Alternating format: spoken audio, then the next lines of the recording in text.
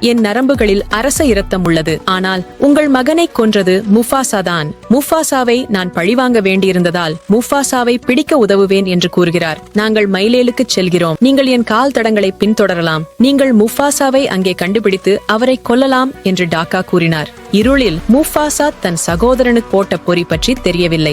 டாக்கா இரவில் திரும்புகிறார். காலையில் அவர்கள் பயணத்தை தொடர்கிறார்கள். அவர்கள் இறுதியாக மலையை கடக்கும் போது மைலேவை அடைந்தனர். முஃபாசா இந்த இடத்தை பார்த்ததில் மிகவும் மகிழ்ச்சியடைந்தார். ஏனென்றால் அவர் எப்போதும் தனது அம்மாவிடம் இந்த இடத்தை பற்றி கேட்பார். மேலும் அவர் தனது குடும்பத்துடன் இங்கு வர வேண்டும் என்று விரும்பினார். இங்கு அனைத்து விலங்குகளும் நிம்மதியாக வாழ்வதை முஃபாசா கவனித்தார். அவர்கள் பின்னால் வெள்ளை சிங்கத்தின் ராஜாவை பார்த்ததும் அவர்களின் அமைதி இடிபாடுகளை தவிர வேறு எந்த சண்டையும் இல்லை. இந்த விலங்குகள் அனைத்தும் வெள்ளை சிங்கத்தின் ராஜாவை கண்டு பயந்தன.